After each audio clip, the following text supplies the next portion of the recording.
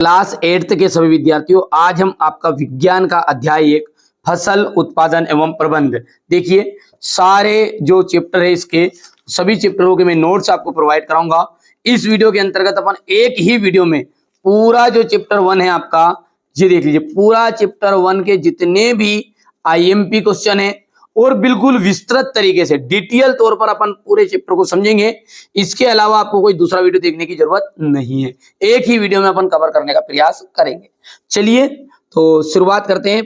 पाठ का जो नाम है आपका फसल उत्पादन एवं प्रबंध। देखिए, ग्रीष्म अवकाश में पहली एवं बूझो अपने चाचा के घर गए। चाचा एक किसान है। एक दिन उन्होंने खेत में कुछ औजार देखे, जैसे खुरपी, दराती, बेलचा, हल आदि। ठीक है, तो यहां पर देखते हैं, मैं जानना चाहता हूं कि हम इन औजारों का प्रयोग कहां और कैसे करते हैं। आप पढ़ चुके हैं कि सजीवों को भोजन की आवश्यकता होती है। सजीवों को किसकी आवश्यकता होती है बच्चों? भोजन की आवश्यकता होती है। ठीक है, पौधे अपना भोजन स्वयं बना सकते हैं। क्या आपको याद है? हरे पौधे अपना भोजन किस प्रकार संश्लेषित करते हैं? मनुष्य सहित सभी जंतु भोजन बनाने में असमर्थ है। मनुष्य सहित सभी जंतु क्या अपना भोजन बना सकते हैं क्या? मनुष्य। ठीक है, हाँ आप कहोगे कि हाँ बना सकते हैं, खुद तो बनाए भोजन नहीं भैयू। इसका मतलब ये है कि अपना भोजन के लिए जो कच्चा पदार्थ लेते हैं, जैसे अपने रोटी बनी, रोटी किसकी बनी? गेहूं की बनी, बाजरे की बनी, ज्वार की बनी, मक्का की बनी। तो ये मक्का क्या स्वयं ने बनाई कि मनुष्य ने खेती से प्राप्त की न की? तो इसलिए कहते हैं कि अपना भोजन बनाने में मनुष्य असमर्थ है। ठीक है, क्योंकि हरे पौधे जो है उनको वो पौधे सूर्य के प्रकाश के द्वारा अपना भोजन बना लेते हैं, और बाकी जो मनुष्य है वो अपना भोजन स्वयं नहीं बना सकता, वो दूसरे जीवों पर आश्रित रहता है। ठीक है, अगला है, तो जंतुओं के भोजन का स्रोत क्या है, परंतु हम भोजन ग्रहण क्यों करते हैं? आप जानते ही हैं कि सजीव भोजन से प्राप्त ऊर्जा का उपयोग विभिन्न जैविक प्रक्रमों जैसे पाचन, श्वसन, उत्सर्जन में के संपादन में करते हैं। हम अपना भोजन पौधों एवं जंतुओं या दोनों से ही प्राप्त करते हैं। ठीक है भैया, तो ये चीजें है, इन चीजों को पढ़ना है। अपना जो टॉपिक है वो टॉपिक जो महत्वपूर्ण चीज है वो यहां से शुरू होगी, कृषि पद्धतियों से। ठीक है, यहां से कृषि पद्धतियां। लगभग 10,000 ईस्वी पूर्व तक मनुष्य घुमंतु थे। घुमंतु का मतलब होता है कि एक स्थान से छोड़कर दूसरे स्थान पर जाना भोजन के लिए। ठीक है, कोई उनका ठिकाना नहीं था सही। जैसे अपन कहते हैं अपना दादाजी यहीं रहते, हमारे पापा भी यहीं रह रहे, हम भी यहाँ रहे, पर 10,000 ईस्वी पूर्व क्या था, ऐसा मनुष्य का एक ठिकाना नहीं था। वो घूमता रहता था बेटा बच्चों के भोजन के लिए। हैं वे एक स्थान से दूसरे स्थान तक भोजन एवं आवास की खोज में समूह में विचरण करते रहते थे। वे कच्चे फल और सब्जियां खाते थे। क्या खाते थे? कच्चे फल और सब्जियां खाते थे। उन्होंने भोजन के लिए जंतुओं का शिकार करना प्रारंभ किया। कालांतरन, देखो कालांतर, ये यहाँ पर एक शब्द लिखा है कालांतर। कालांतर का मतलब होता है समय के अंतर के साथ, या समय के साथ। तो कालांतरन में खेती कर चावल एवं अन्य खाद्य पदार्थ उत्पादित कर सके, इस प्रकार कृषि का प्रारंभ हुआ। कोई पूछ ले खेती का प्रारंभ कैसे हुआ, तो जब 10,000 ईस्वी पूर्व मनुष्य जो था वो एक स्थान से दूसरे स्थान तक घूमता रहता था भोजन के लिए। फिर समय के साथ वो कच्चे फल और सब्जियां खाता था। फिर जैसे जैसे आगे समय बदला तो समय के साथ उसने खेती करना शुरू किया, और चावल, गेहूं, ठीक है, बाजरा, मक्का, ये सभी चीजें पैदा करना उसने शुरू कर दिया। इस तरह खेती का प्रारंभ हुआ। अब बात करते हैं अपनी खास जो आईएमपी चीज आई, ये यहां से है। फसल किसे कहते हैं? एग्जाम में पूछेगा आपसे कि फसल किसे कहते हैं। तो देखो बच्चों, फसल क्या है? जब मैं नोट्स भी प्रोवाइड कराऊंगा, मैंने सारी चीजें बना के रखी है बेटा, है ना। ये देखो यहाँ पे जैसे फसल के बारे में लिखा, मैंने सारी चीजें लिखी, घबराना नहीं है। जब एक ही किस्म के पौधे, एक ही किस्म के पौधे, एक ही किस्म मतलब जैसे गेहूं है तो सभी खेतों में गेहूं गेहूं, ठीक है, पूरे खेत में क्या उगाएंगे, गेहूं, किसी स्थान पर बड़े पैमाने पर उगाए जाए। जब एक ही किस्म के पौधों को किसी स्थान पर बड़े पैमाने के रूप में उगाया जाता है तो इसे अपन कहते हैं बच्चों फसल। समझ में आया, फसल किसे कहते हैं? कि जब हम एक ही तरह की वैरायटी, किस्म का मतलब था वैरायटी, जैसे गेहूं है तो पूरे खेत में या पूरे गांव में अपन ने गेहूं गेहूं बो दिए, ठीक है बेटा, ये फिर पूरे खेत में भी उसको भी मान सकते हैं। उदाहरण के लिए गेहूं की फसल का अर्थ है कि खेत में उगाए जाने वाले सभी गेहूं के पौधे, मतलब पूरे 1 एकड़ में अपन ने क्या बो दिया, गेहूं, तो अपन क्या कहलाएगा, वो गेहूं की फसल। भले आधे एकड़ में बोया पर बोया तो सही, ठीक है भैयू। तो फसल किसे कहते हैं बच्चों? कि जब एक ही किस्म के पौधों को किसी स्थान पर बड़े पैमाने के रूप में उगाया जाता है तो इसे अपन कहते हैं फसल। उदाहरण के लिए गेहूं की फसल का अर्थ है, उदाहरण के लिए गेहूं की फसल का अर्थ है कि खेत में सभी पौधे कैसे हैं, गेहूं के हैं। सही में आया? आप जानते हैं कि फसलें विभिन्न प्रकार की होती हैं, जैसे अन्न, सब्जियां, फल। फसल जो है उसको बहुत सारे प्रकार है, ठीक है। अन्न के रूप में भी अपन खेती करते हैं, सब्जियों के रूप में फसल पैदा करते हैं, फल के रूप में भी अपन फसल पैदा करते हैं। जिस मौसम में ये पौधे उगाए जाते हैं उनके आधार पर हम फसलों का वर्गीकरण करते हैं। आगे आएगा किस तरह करते हैं, जैसे अपन बोलते नहीं कि बारिश में कौन कौन सी फसल बोते हैं, तो गेहूं में जो ठंड आता है तो उसमें कौन सी फसल बोएंगे, गर्मी आएगी तो उसमें कौन सी फसल बोएंगे, अभी इसके आगे वाले पेज में मिलेगा। इसको पढ़ लो बेटा। यहाँ से, भारत एक विशाल देश है, यहाँ पर ताप, आर्द्रता, वर्षा जैसी जल वायवीय परिस्थितियां एक क्षेत्र से दूसरे क्षेत्र से भिन्न होती है। अतः विभिन्न भागों में फसलें उगाई जाती हैं। इस विविधता के बावजूद मोटे तौर पर फसलों को कितने वर्गों में बांटा गया है? दो मोटे तौर पर 2 तरह से बांटा गया है। पहली है अपनी बच्चों खरीफ की फसल। खरीफ की फसल थोड़ा सा इसको समझेंगे। खरीफ की फसल वास्तव में क्या है, देखो यहां तक पहले तो इतना नोट्स आप लिख लो, ठीक है, स्क्रीनशॉट लेते जाना बच्चों, है ना। ये आपका अध्याय 1 है, जो खास चीजें निकलती जाएगी ना मैं बताता जाऊंगा, हमारे बच्चों को बिल्कुल अच्छे से नंबर मिले। देखो मैंने फसल लिख लिया है कि जब एक ही किस्म के पौधों को किसी स्थान पर उगाएंगे, बड़े पैमाने पर उगाएंगे तो उसे अपन कहेंगे फसल। ये उदाहरण अपन ने लिख लिया अभी का, और ये जो अपन ने, ये आपको केवल पढ़ना है, याद क्या करना है, फसल किसे कहते हैं और उसका उदाहरण सब बताऊंगा, कोई डरने की जरूरत नहीं। यदि हम बात करें फसल के प्रकार की, तो फसल जो होती है मुख्य रूप से 2 प्रकार की होती है। पहली है खरीफ की फसल, दूसरी है रबी की फसल। खरीफ की फसल किसे कहेंगे बच्चों? देखो खरीफ की फसल हम उसे कहेंगे जिन्हें वर्षा ऋतु में बोया जाता है, जो बारिश के टाइम पर बोई जाती है। आप क्या क्या बोते हैं बारिश के टाइम पर, हर एक बच्चे को पता है।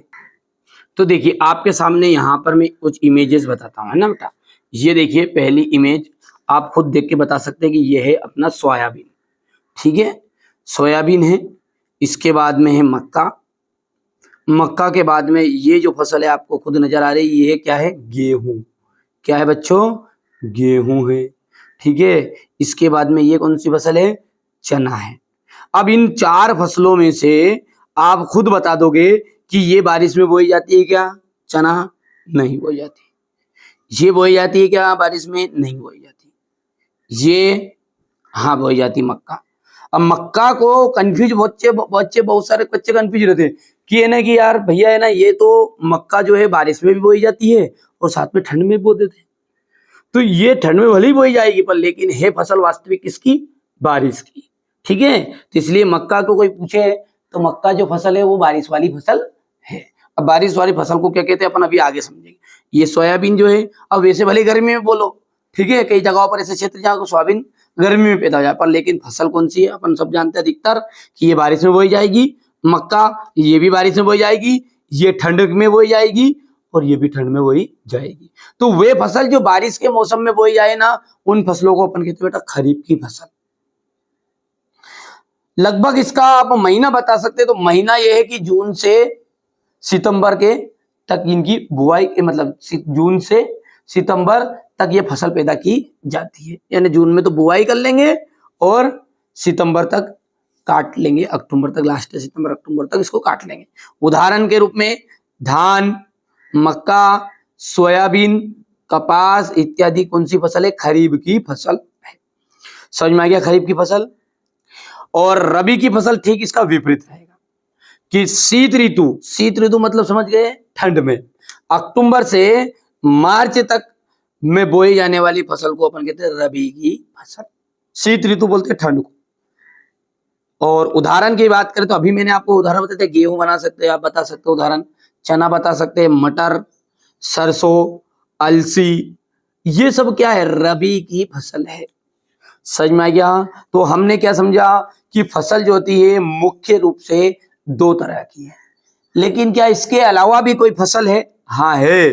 बारिश के बाद में, ठंड के बाद में और गर्मी में अपन फसल जो पैदा करते हैं, उन फसलों को अपन कहते हैं, यहां से पढ़ो, ठीक है, ये, ठीक है। इसके अलावा कई स्थानों पर दालें और सब्जियां ग्रीष्म में उगाई जाती है। ये तो ग्रीष्म ऋतु की हो गई, ठीक है। वो क्या हो गई है, वर्षा ऋतु। ये कौन सी है, शीत ऋतु। और ये कौन सी है, ग्रीष्म यानी कि गर्मी में, ठीक है। तो क्या गर्मी में भी फसल पैदा की जाती है?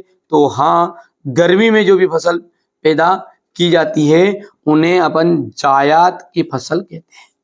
देखो, खरीफ और रबी की फसल के अलावा ग्रीष्मकालीन फसल भी होती है, ठीक है। मुख्य रूप से दो हो गई, लेकिन गर्मी की फसल भी होती है, जिसे अपन जायद फसल के नाम से जानते हैं। कोई पूछ ले जायद की फसल के परिभाषा, तो परिभाषा आप जानते हैं, रबी और खरीफ ऋतु के बाद ग्रीष्म ऋतु अर्थात गर्मी में बोए जाने वाली फसल को अपन जायद की फसल कहते हैं, ठीक है। उदाहरण की यदि बात करें अपन इसमें, तो उदाहरण सबसे ज्यादा सटीक इसका उदाहरण रहेगा, वो आप देख सकते हैं तरबूज।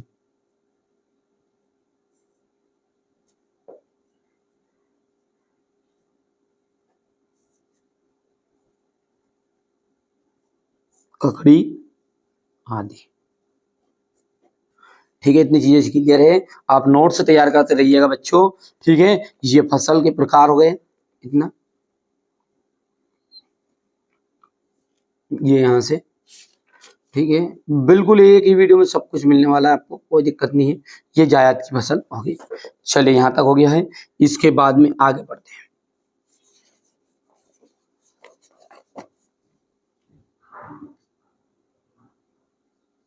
आधारिक कृषि पद्धतियां। धान को शीत ऋतु में क्यों नहीं उगाया जा सकता?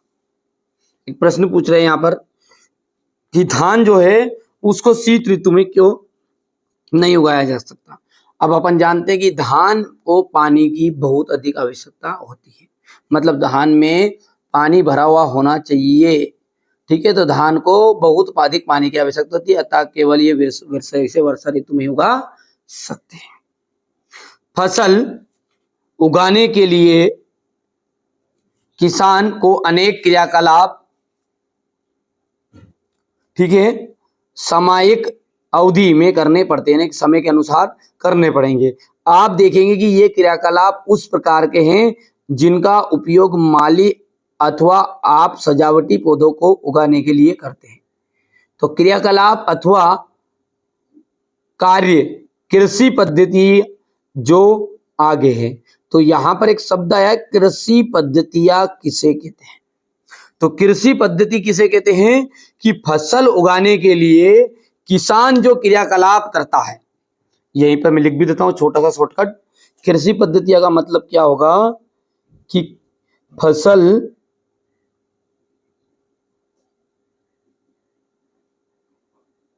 उगाने के लिए किसान जो क्रियाकलाप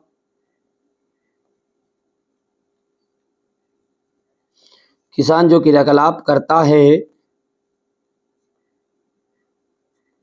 ठीक है, फसल उगाने के लिए किसान जो क्रियाकलाप करता है उसे ही क्या कहते हैं अपन बच्चों, उसे कहते हैं कृषि। उसे या उन क्रियाकलापों को, यहाँ चलो उसे ही लिख दो, उसे कृषि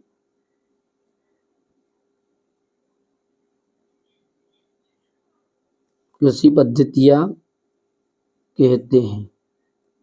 अब आपको देखने में लग रहा है कि कृषि पद्धतियां क्या, ठीक है, कि जो भी काम करेगा किसान फसल को पैदा करने के लिए सबसे पहले क्या करता है, सबसे पहले करता है मिट्टी को तैयार करता है, फिर करता है बुआई, ठीक है, फिर करता है खाद एवं उर्वरक देना, फिर चौथे नंबर पर आ जाएगा सिंचाई और खरपतवार से सुरक्षा, फिर करेगा कटाई और फिर करेगा भंडारण।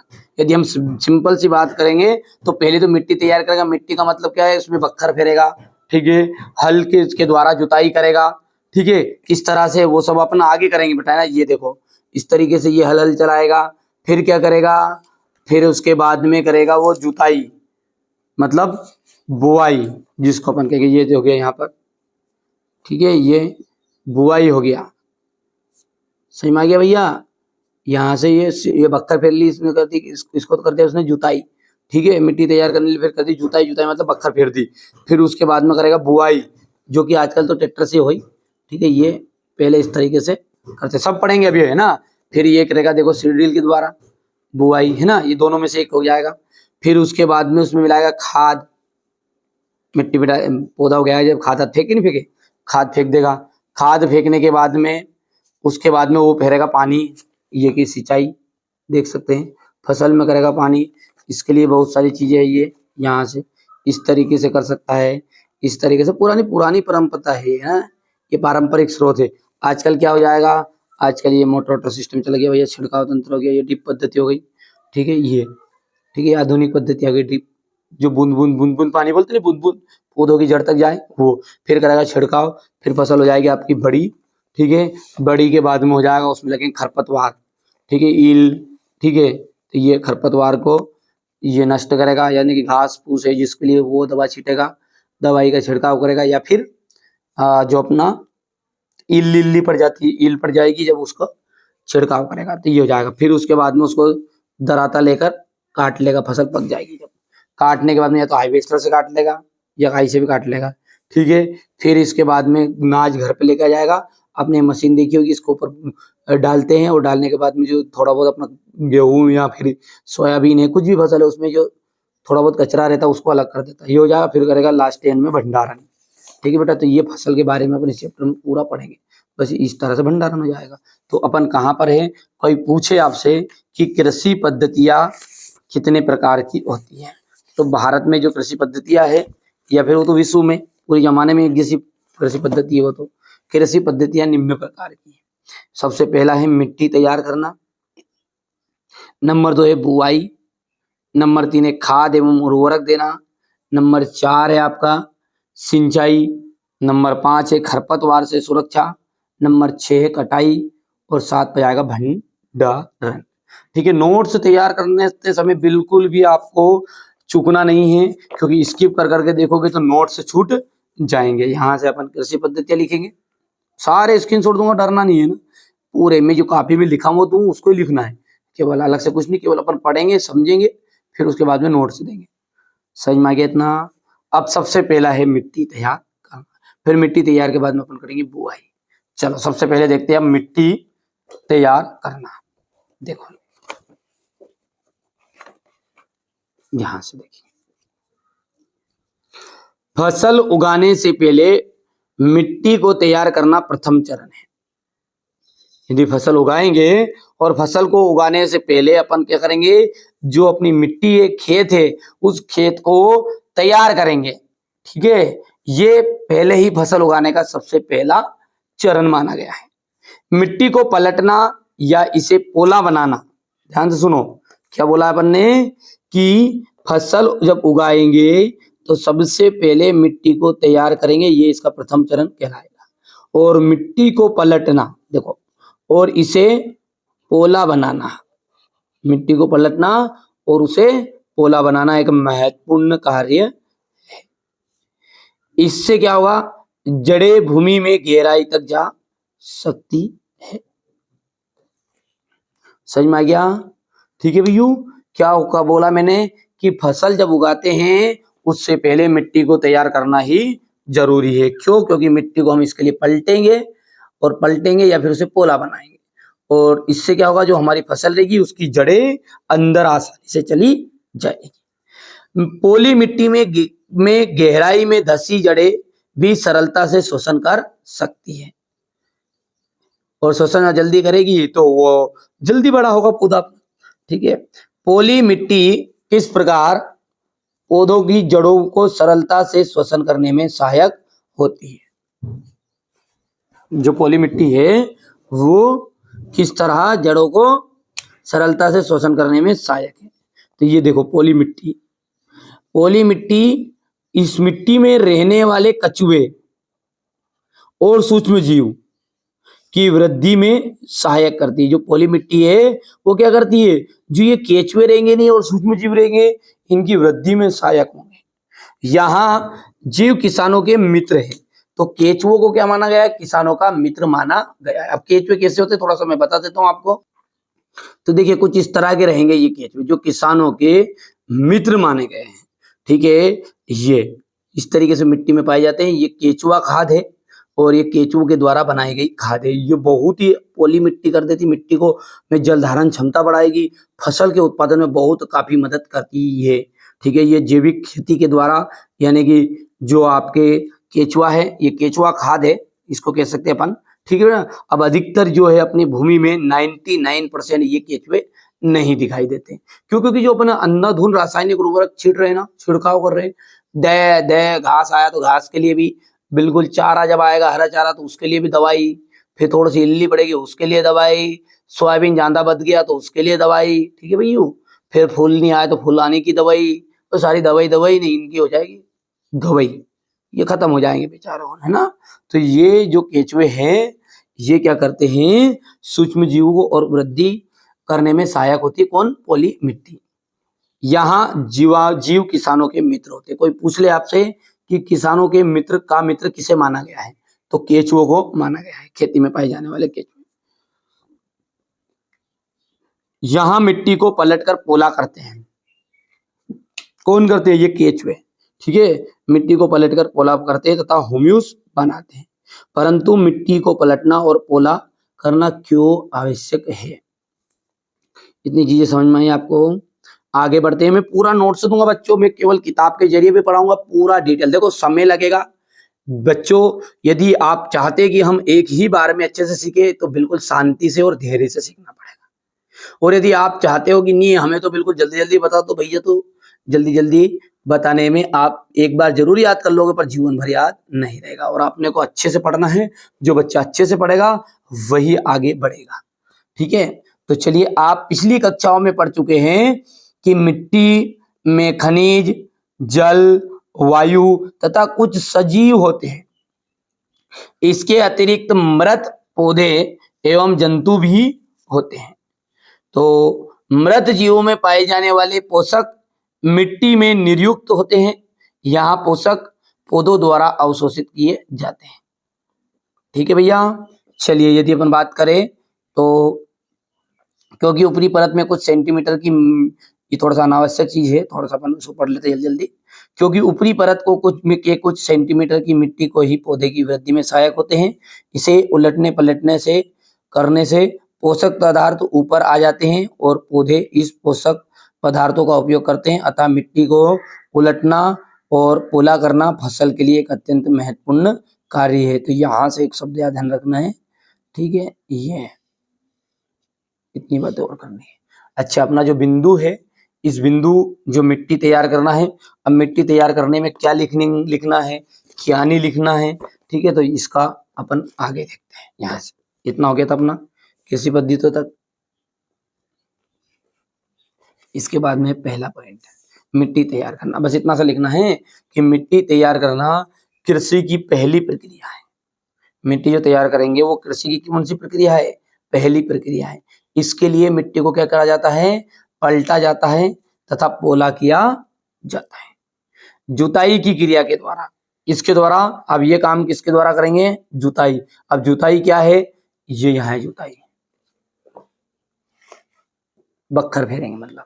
जुताई की प्रक्रिया के द्वारा हल चलाकर या ट्रैक्टर में लगे कल्टीवेटर से की जाती है। जुताई किससे की जाती है, हल से या फिर ट्रैक्टर में लगे कल्टीवेटर से, ठीक है। मिट्टी को पोला करने के लिए फसल की जड़ें गहराई तक हो जाती है। मतलब मिट्टी को पोला करने से क्या होगा, जो फसल है आपकी उसकी जड़ें गहराई तक चली जाएगी। बस आपको इतना ही करना है, इतना लिख लोगे, ठीक है बच्चों, नोट्स तैयार कर लोगे। इसके बाद में और पोली करने से सूक्ष्म जीवों की वृद्धि होती है तथा पोली मिट्टी में जल धारण क्षमता अधिक होती है, ठीक है भैया। क्या करेंगे अपन कि पोली मिट्टी में जल धारण क्षमता अधिक होती है। सही में आ गया इतना। अब मिट्टी को उलटने तथा पोला करने की प्रक्रिया को अपन कहते हैं जुताई। किसको कहते हैं अपन, जुताई। जुताई किसे कहेंगे, तो मिट्टी को उलटने पलटने एवं पोला करने की प्रक्रिया को क्या कहेंगे अपन, जुताई कहेंगे, ठीक है। तो यहां से अपन देखेंगे जी, जहां पर लिखा भी है अपने पास में नोट्स में, किताब में। मैंने बहुत ही सिंपल लैंग्वेज में बनाए नोट्स है ना, ठीक है। मैंने पूरा डिटेल बताया है। आप कहोगे तो मैं आईम पे चीजों का वीडियो बताऊंगा। अभी हाल फिलहाल अपन चैप्टर के अकॉर्डिंग पढ़ लो और पूरा डिटेल। इसके अलावा आपका एक क्वेश्चन भी आउट नहीं जाएगा कहीं से कहीं तक भी, है ना। और पूरा क्वेश्चन आंसर याद भी नहीं करना है ना। मैं क्वेश्चन बता दूं कौन कौन से परीक्षा में आएंगे, पर तो पता समझना पड़ेगा। अपना जो दिमाग होता है ना, अपना जो दिमाग है वो 10 लाइन पढ़ता है ना, जब जाके 2 लाइन दिमाग में बैठती है। इसलिए मैं थोड़ा डिटेल पढ़ा रहा हूँ, तो खास खास चीजें तो वैसे याद हो जाएगी। अब मैं खास खास बताऊंगा तो वो तुम छटती करोगे, छटती कर लोगे तो फिर खत्म हो जाएगा मामला। समझ लो बात को आप, ठीक है। तो मिट्टी को उलटने पलटने की प्रक्रिया को क्या कहते हैं अपन, जुताई कहते हैं, ठीक है भैया। इसे हल चलाकर कर सकते हैं। मतलब जुताई किसके द्वारा कर सकते हैं, हल चलाकर कर सकते हैं, या ये हल जो है लकड़ी या लोहे के बने होते हैं। ये हल ये या तो लकड़ी के बने देंगे या लोहे के बने, सबने देखे बेटा। ये बक्खर बोलते हैं इसको अपने गांव की भाषा में। ये हल है, ठीक है, जो ये हल है, ठीक है। और एक बक्खर भी रहती है जिसमें केवल पास आगे से पास लगी होती है ना। ये कुदाली है, ये भी पिलव, जब अब आज के जमाने में पिलव सिस्टम आ गया, ठीक है, कल्टीवेटर आ गया। तो ये इसकी जगह पर पहले क्या था, अपने देसी तरीके से करते थे, तो ये इस तरह की होती थी, है ना।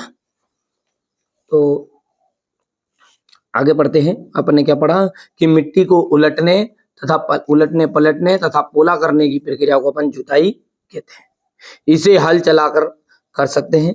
हल लकड़ी अथवा लोहे के बने होते हैं। यदि मिट्टी अत्यंत सूखी है तो जुताई से पहले इसे पानी देने की आवश्यकता भी पड़ सकती है।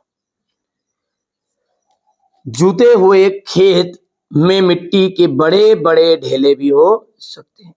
इन्हें एक पाटल की सहायता से तोड़ना आवश्यक है।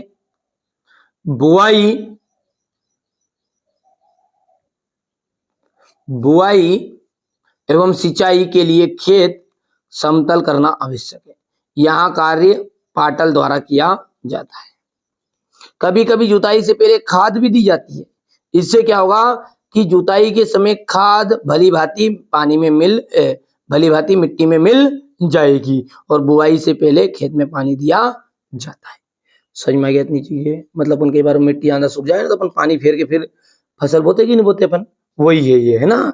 पानी अपन खेत में डाल देंगे, उसके बाद में ट्यूबवेल से, मोटर से, आजकल तो ट्यूबवेल का इनका काम किया जाता है, बट पहले पुराने धतक्रम तो खत्म हो गए, ये पुराने काम है। ये कौन से, ये आएगा आगे यहाँ पे, ये सारी चीजें आएगी आगे।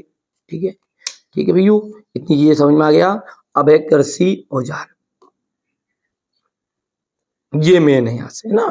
तो चलिए, फिर अच्छी उपज के लिए बुआई से पहले मिट्टी को भुरभुरा करना आवश्यक है। यहाँ कार्य कृषि अच्छी उपज लेने के लिए बुआई से पहले क्या करना चाहिए, मिट्टी को भुरभुरा करना आवश्यक है। यहाँ कार्य अनेक औजारों से किया जाता है। हल, कुदाली, कल्टीवेटर इस कार्य में उपयोग किए जाने वाले प्रमुख औजार हैं। कौन कौन से हैं? ठीक है, हल, कुदाली, कल्टीवेटर। अब हल क्या है उसको अपन देखेंगे। जुताई के लिए सबसे महत्वपूर्ण चीजें कौन कौन सी है? हल, कुदाली और कल्टीवेटर, 3 शब्द है। अब हल क्या है? ये हल है, चित्र के माध्यम से समझो। ये पूरा ही क्या कहलाएगा? आपका हल कहलाएगा। ठीक है, अब इस हल के अंदर कौन कौन से भाग है वो बाद में देखेंगे अपन। हल हो गया, हल के बाद में आ गया कुदाली, ये हो गई कुदाली कुछ इस तरह की। कुदाली के आगे नीचे कल्टीवेटर, तो कल्टीवेटर ये जो ट्रैक्टर के पीछे फंदा हुआ रहता है ना, उसे अपन कहते हैं कल्टीवेटर। अब यदि अपन हल की बात करें तो यहां से देखो, ये इतना हो गया आपका।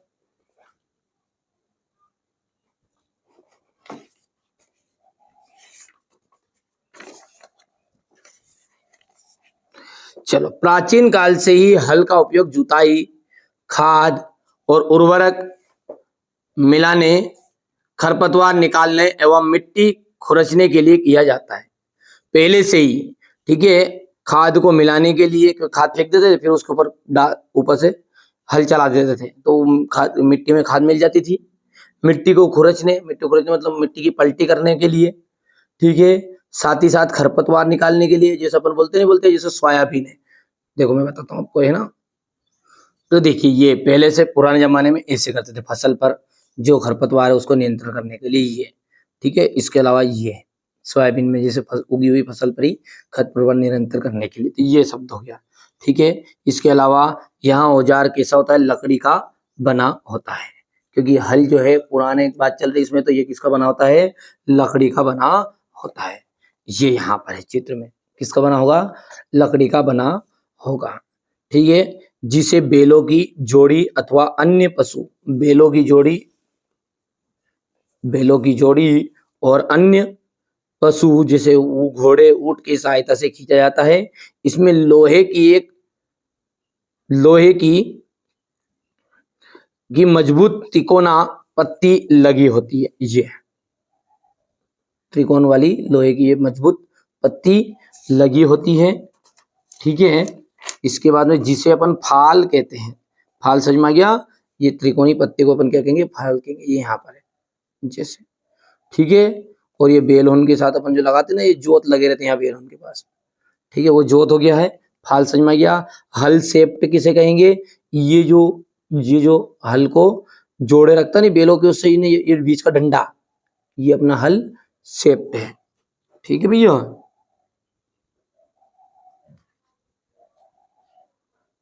ये जैसे यहाँ देखो, इस इमेज में, इसमें समझ में आएगा आपको। यहाँ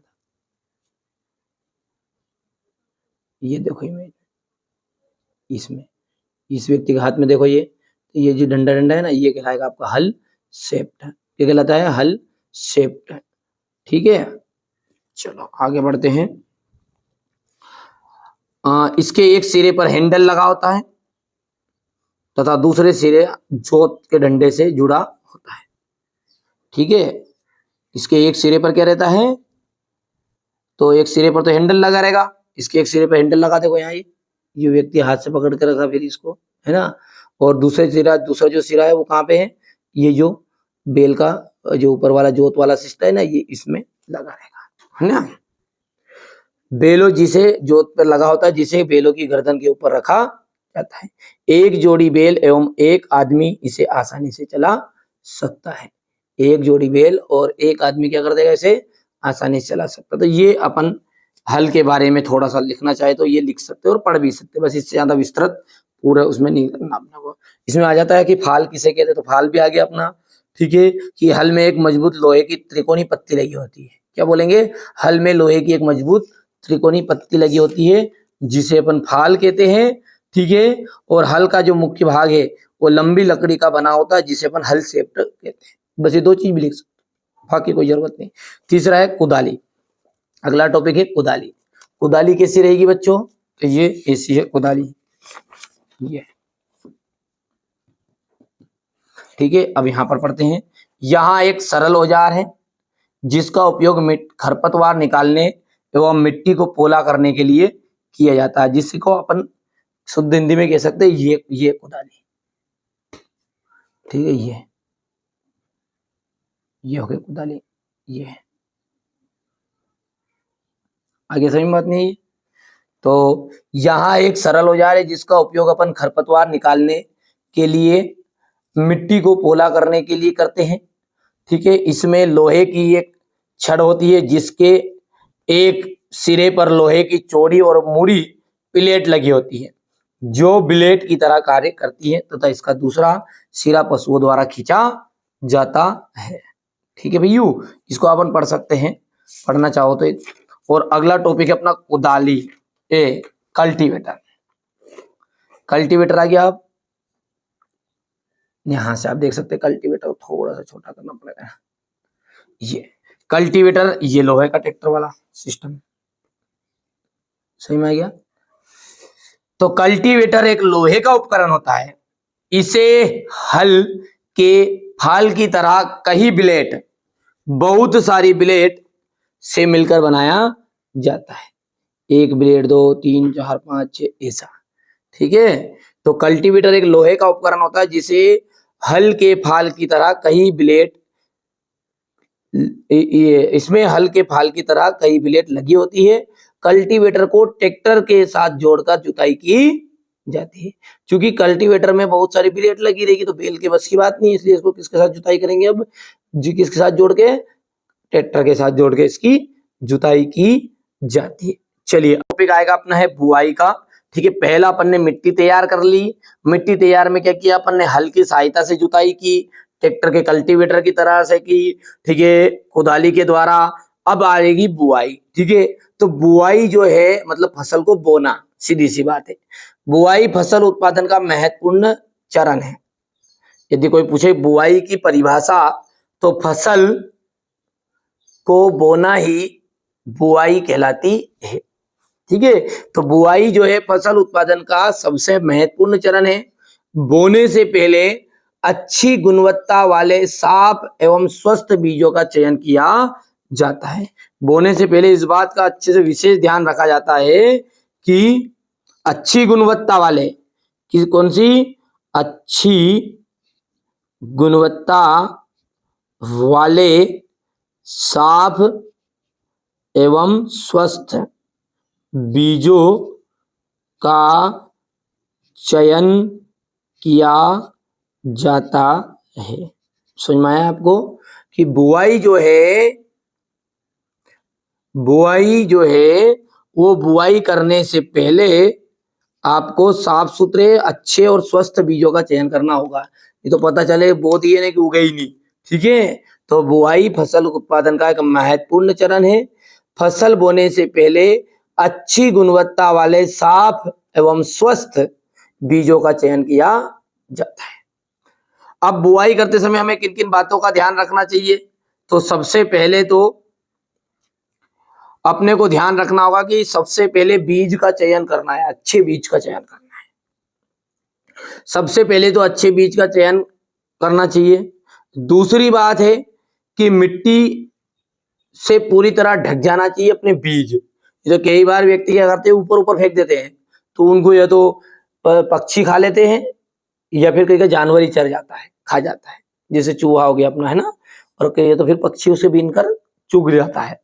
तो भैया मिट्टी में पूरी तरह ढक जाना चाहिए, और बीजों को मिट्टी में पर्याप्त दूरी पर बोना चाहिए। जैसे मान के चलिए ये अपना फसल है और इसमें क्रम बाय क्रम ये इतने की गैप है दोनों बीजों के बीच में, इतने की, ठीक है। मान के चलिए ये दोनों के बीच में 1 अंगुली की गैप है यहाँ, तो यहाँ भी 1 अंगुली की गैप होनी चाहिए, मतलब ये पर्याप्त दूरी में होने चाहिए, ठीक है भैया। तो ये आपको बुआई करते समय ध्यान देना है। तो यहाँ से नोट्स आप तैयार कर लेना है। इतना हो गया, बुआई करते समय किन किन बातों का ध्यान रखना है। और बुआई करने के 2 तरीके हैं आपके सामने। पहला है देसी तरीका, जो कि आज भी कई जगहों पर इस्तेमाल होता है, पर लेकिन बहुत कम हो गया। ये अपना देसी, और भाई साहब दूसरा आ गया विदेशी। विदेशी मतलब नहीं, ये अपना आधुनिक तरीका सीडील के द्वारा, ट्रैक्टर के द्वारा। और अधिकतर तो 99% तो यही दिखे आपको। ये काम आज से 10 साल 15 साल पहले होता था बहुत ज्यादा, ठीक है, पर कई कई जगहों पर बहुत कम दिखे, अभी भी है कोई क्षेत्र जो छोटे क्षेत्र है वहां पर दिखेंगे। ये चीजें हो गई भैया। अब बुआई करने के तरीके, बुआई के तरीके क्या है? हाथ से बुआई या छिड़काव। जैसे छिड़काव का मतलब क्या है? जैसे कोई व्यक्ति है ना बरसिंग बोता है ना, तो वो इस तरह मुट्ठी में ले लेता है और न्यू फेंक देता है, फूक देता है ना, तो उसे कहते हैं छिड़काव। या हाथ से बुआई, ठीक है। तो हाथ से बुआई मतलब धरेगा बीज एक एक करके, एक एक करके जी। और परंपरागत औजार, ये अभी मैंने जो बेल का बताया, ये परंपरागत औजार के अंतर्गत आएगा ये, ठीक है। और इसके बाद में आ जाएगा सीडील, ये सीडील आ जाएगी। पर ये क्यों नहीं हाथ से बुआई? तो हाथ से बुआई मतलब हाथ से बोना, फूकते ना अपन, जैसे यूं बरसिंग हो गया अपना, कई बार अपन मक्का को फूक देते हैं और ऊपर से, ठीक है, अपन दताल लेके चाल देते हैं, तो वही बेटा है ना। यहाँ एक प्रकार की साधारण विधि है जिसमें क्या करते हैं, बीजों को हाथों के द्वारा खेत में फेंक दिया जाता है। इस विधि के द्वारा कुछ बीजों जैसे धान, बाजरा, मक्का, गेहूं आदि के बीजों को हाथ से छींटा मार कर बुआई की जाती है। इस तरह से, ये इस तरह करते जैसा भी ये इस तरह से ले लेंगे हाथ में और इस तरह से फेंक देंगे, ये ऐसे फूंक देंगे मतलब, ठीक है भैया। अब दूसरा क्या है? परंपरागत औजार। और परंपरागत औजार तो आपके सामने ही है, ये औजार है परंपरागत, ये इसको ध्यान से देख लो, बीज बोने का पारंपरिक तरीका, ठीक है भैया, ये किताब में दिया भी है, बोलो, ठीक है भैया। परंपरागत रूप से बीजों की बुआई करने वाले में इस्तेमाल किया जाने वाला औजार कीप के आकार का होता है, कीप के आकार का होता है। बीजों को कीप के अंदर डालने से यहाँ 2 या 3 पाइप नुकीले सिरे के द्वारा पाइप से गुजरता है। अब ये क्या है भैया? ये जो शब्द आया यहाँ पर अपने पास कीप, कीप किसे कहेंगे बच्चों? ये जो व्यक्ति ने पकड़ा ये गोल गोल गोल गोल आइटम ना, इसे बोलेंगे कीप। ये चौड़ा जो मुंडा रहता है यहाँ से बीज डालेगा। अब ये बीज जो एक नुकीले के द्वारा 3 पाइप के द्वारा 3 चास करे तो अधिकतर ये, ठीक है। तो ये इधर इधर इधर सामने, ये 3 हो रहेगा, 3 नलकियों के द्वारा पाइप के द्वारा गुजरेगा। कौन गुजरेगा? ये हमारा बीज गुजरेगा। ये सिरे मिट्टी को फेद कर बीज को स्थापित कर देते हैं, ठीक है। तो ये हो गया हमारा परंपरागत रूप से पुराना औजार, ठीक है। तो आप लिख सकते हैं इतना कि परंपरागत रूप से बीजों की बुआई में इस्तेमाल किए जाने वाले औजार, होने वाला औजार जो है वो कीप के आकार का होता है। किस आकार का होता है? कीप के आकार का होता है। बीजों को कीप के अंदर डालने पर यहाँ 2 या 3 पाइप नुकीले पाइप से गुजरता है और ये जो नुकीले सिरे वाला पाइप है ये मिट्टी को भेदते हुए बीज को स्थापित कर देता है, ठीक है। इतनी चीजें। इसके बाद में अपना आ जाएगा सीडील। सीडील सबको याद है बेटा, इसमें तो हर एक बच्चा जानती है। सीडील का इमेज मैंने 3 बार बता दिया, ये सीडील, ठीक है। तो आजकल बुआई के लिए ट्रैक्टर द्वारा संचालित सीडील का उपयोग होता है। आजकल बुआई के लिए क्या किया जाता है? ट्रैक्टर द्वारा संचालित सीडील का उपयोग करते हैं। इसके द्वारा बीजों में समान दूरी एवं गहराई बनी रहती है। एक तो बराबरी मात्रा पे, और जब बराबर जाएगा ट्रैक्टर के द्वारा, तो ये जितना जितना अंदर पड़ रहा बीज, यदि इतने अंदर पड़ रहा तो इतने ही अंदर सब जगह पड़ेगा। यदि इतनी गैप है दोनों के बीच में तो गैप इतनी ही गैप रहेगी, लेकिन सीडील में, ठीक है। तो इसके द्वारा बीज समान दूरी पर एवं गहराई समान बनी रहती है। यह सुनिश्चित करता है कि बुआई के बाद बीज मिट्टी द्वारा ढक जाए। इससे बीजों को पक्षियों द्वारा खाए जाने से रोका जा सकता है। सीडील के द्वारा बुआई करते समय एवं सीडील से यदि हम बुआई करेंगे ना तो इसमें हमें समय की बचत होगी और श्रम की भी बचत होगी, यानी 2 व्यक्तियों को रखने की कोई जरूरत नहीं है। ठीक है भैया, इतनी समझ में आ गया, इतनी चीज। अब यहां तक पढ़ने के बाद बेटा एक बहुत ही महत्वपूर्ण चीज है, ये तो मैंने समझाया है आपकी एग्जाम में अभी तक जो मैंने पढ़ा उसमें से एग्जाम में आएगा, तो यहां से आएगा फसल किसे कहते हैं। ठीक है भैया, इसके बाद में अपन ने पढ़ा ये फसल के प्रकार, ये तो 100% आएंगे। ठीक है, इसके बाद में हो जाएगा आपका कृषि पद्धतियां, ये ठीक है। कृषि पद्धति के अंतर्गत अब अगला आएगा आपका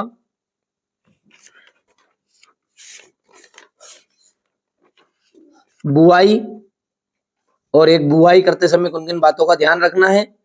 ठीक है, और यहाँ पे भी आएगा आने पे तो, पर इसमें आएगा केवल क्या, इस प्रश्न जो हल है इस हल में से केवल पूछेगा कि फाल किसे कहते हैं, फाल, ये फाल किसे कहते हैं और हल सेप्ट किसे कहते हैं, ये हो जाएगा।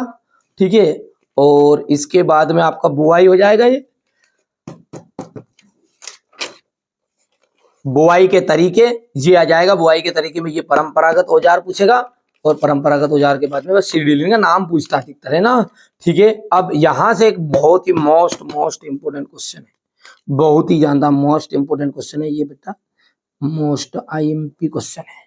बुआई करते समय बीजों को उचित दूरी पर होना क्यों आवश्यक है।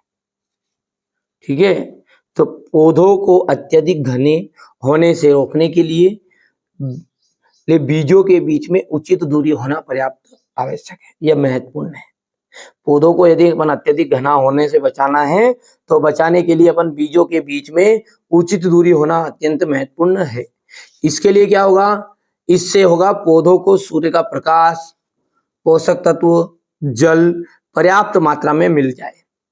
यदि अपन ज्यादा घने होंगे तो धूप ही नहीं आएगी, हवा ही नहीं लगेगी, ठीक, तो बांझ हो जाएगा सोयाबीन, ठीक है, या गेहूं जो भी है।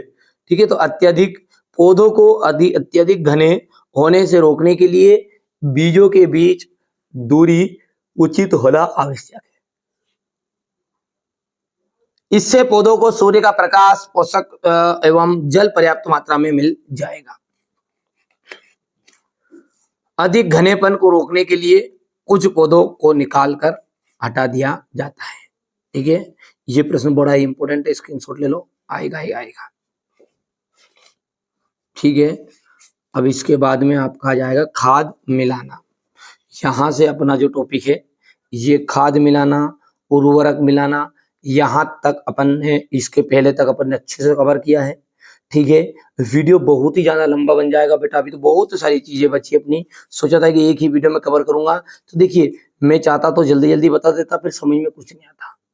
मेरी इच्छा ये है कि आपको समझ में आए और अच्छे से तैयारी करो। ठीक है, तो अपन जो अब ये बाकी जो चीजें हैं यहाँ से खाद एवं उर्वरक मिलाना, ये पार्ट 2 यानी कि भाग 2 बोल देंगे अपन इसे, मतलब ये पार्ट 1 जो हो गया अपना, पार्ट 1 में अपन ने इतना पढ़ लिया इतना तक, पार्ट 2 में अपन खाद एवं उर्वरक से पढ़ेंगे जहां तक कवर हो जाएगा। ठीक है, इसके बाद में एक और पार्ट 3 करना देंगे जिसमें अपने क्वेश्चन आंसर आ जाएंगे। ठीक है बच्चों, अच्छे से क्वेश्चन आंसर कराऊंगा, 8 ग्रेड के क्वेश्चन भी कराऊंगा, सब कुछ कराऊंगा। मेरी जवाबदारी है आपको अच्छे नंबर दिलाने की, केवल और केवल आपको क्या करना है, चैनल पर आप पहली बार हो तो सब्सक्राइब जरूर कर लीजिएगा, दोस्तों के साथ शेयर कर दीजिएगा। चलिए, तो मिलते हैं अगले वीडियो में।